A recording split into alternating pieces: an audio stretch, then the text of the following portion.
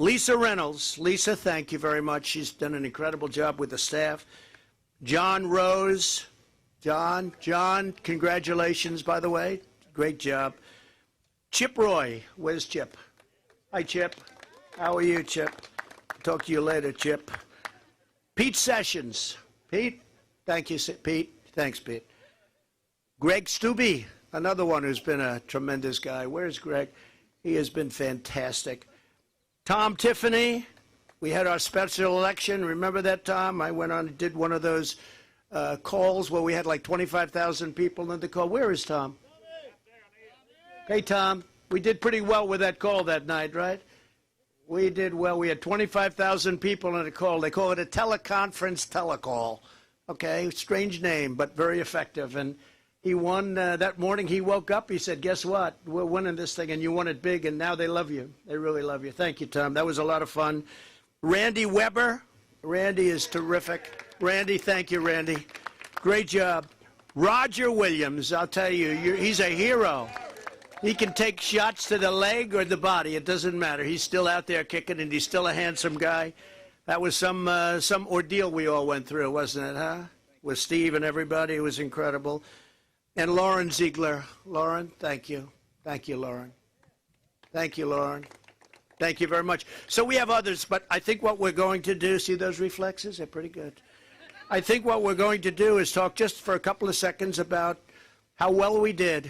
Nobody's ever done what we've done. And when I say we, all of the sheriffs who I love, who I hear, many of whom are friends of mine, they're incredible. They worked with Ken and they worked with Dan and the governor and myself, and the job they've done is unparalleled. There's never been anything like it.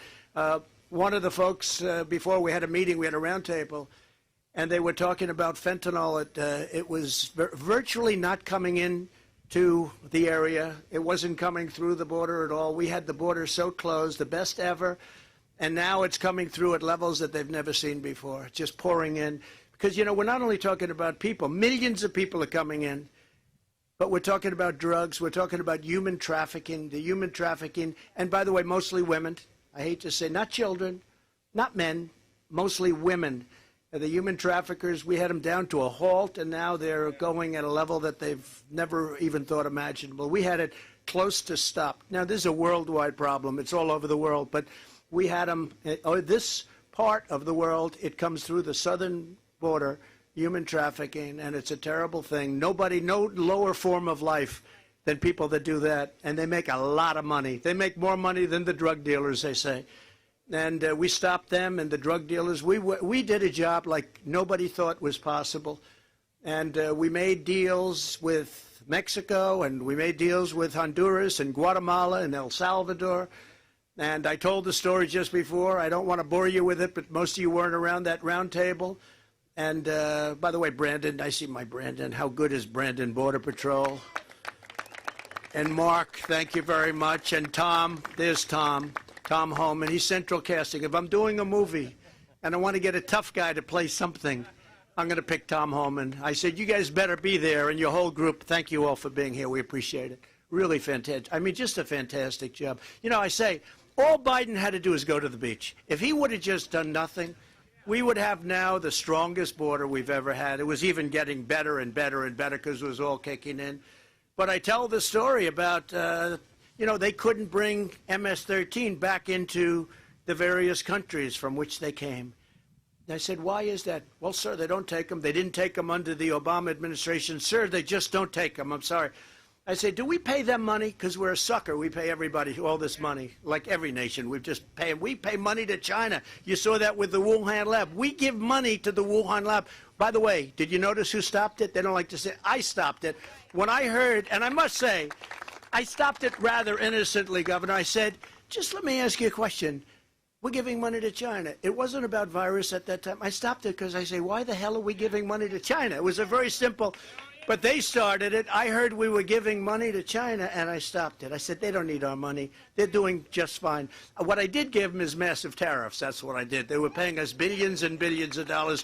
We saved our steel industry and everything else. But when you look at what's happened, and when you look at the job that we've done, and when you look at the results that we have had, and all of the statistics, no matter what you look at, It's the greatest job ever done in history. And I thought the governor's choice of this location, number one, it's a very active location, but you see the wall there, you see the wall here, and they have to get a paint job on the wall. It doesn't sound very elegant, right? The wall is a steel wall with very powerful concrete, 5,000-pound concrete in each bollard. And then in that you have rebar, very powerful rebar. It's very, very hard to cut, very hard to do anything about. And we have to get that painted now. They have to paint it.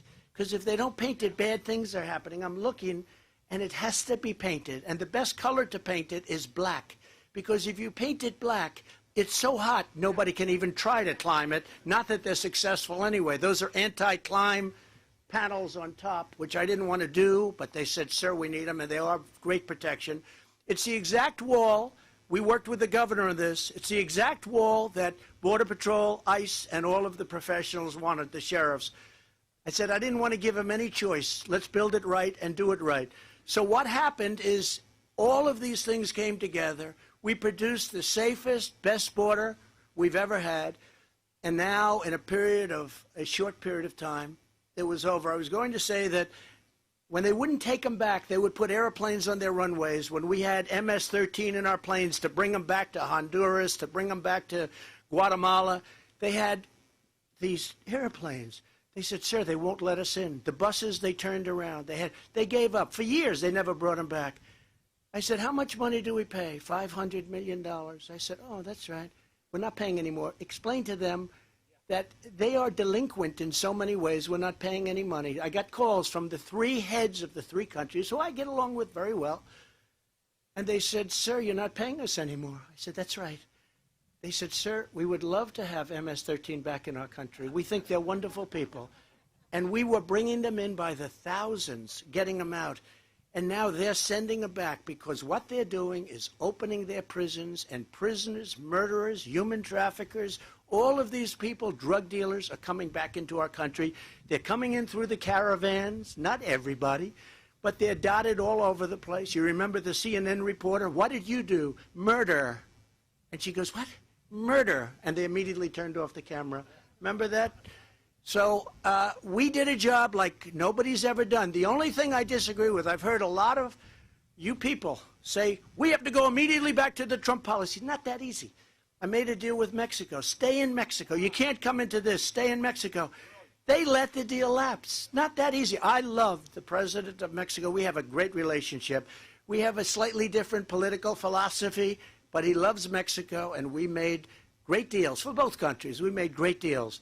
And we made that deal. Stay in Mexico. You think that was an easy one to make, Billy? Do you think Louis, when I tell him, sorry, it's called, we're not going to tariff your cars, but if you do, we're going to tariff. You know, they did take 32% of our automobile.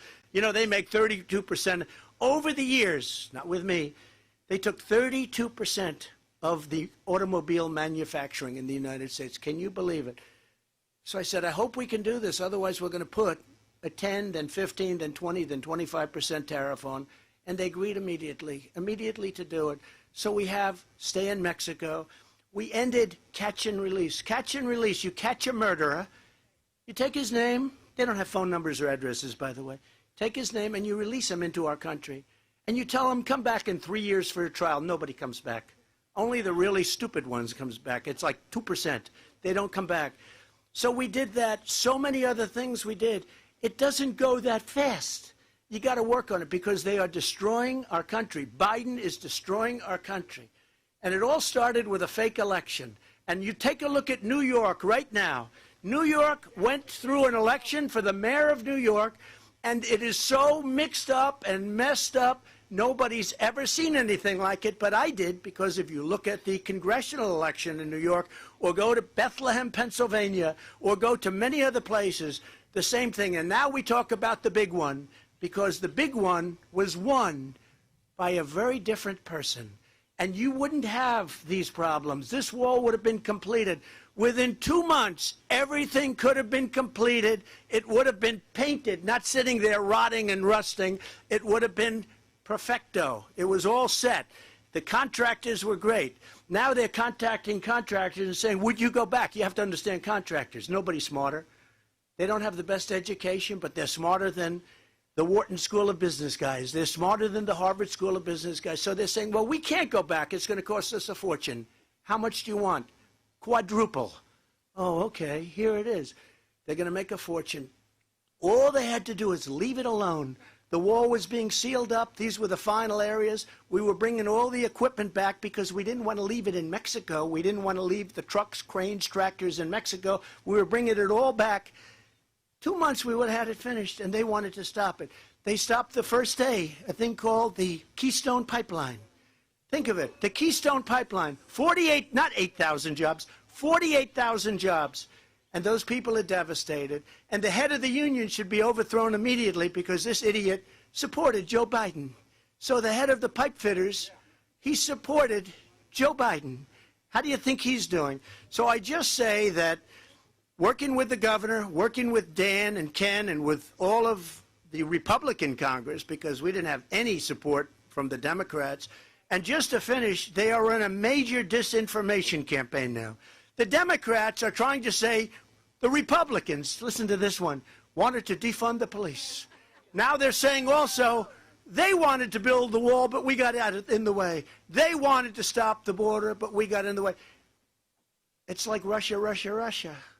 Trump was friendly with Russia. You know, I heard the story first time. They said, sir, do you know anything about Russia? No, not at all. A month later, sir, do you know anything about Russia? No. After 4 or 5 times, I said, what the hell is going on with Russia? Sir, they said you're very close to Russia. No, they turned out to be the ones. After 2 years of the Mueller hoax, they turned out to be the ones who were close to Russia. So I just want to say, great governor, great attorney general, an incredible lieutenant governor who's my friend. What a job you did. Are you going to be my campaign manager if I do this again? Okay. Think I should do it again, you think? Maybe we don't have to. Maybe we won't even have to. Yeah, we'll win it 3 times. I mean, you know, make it a little bit different. So I just want to thank everybody. You're an incredible group of people. It's an unbelievable state. And thank you, Jim and everybody. Thank you for all of these incredible congressmen that came and women. We appreciate it. Thank you, Lauren, very much. I'll see you soon. Thank you. Governor, congratulations. Congratulations. Thank you, everybody. Congratulations.